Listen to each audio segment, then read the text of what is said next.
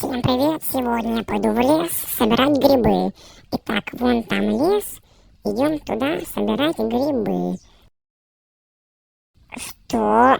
Это что? Машина времени? Ну-ка, телепортируемся в будущее.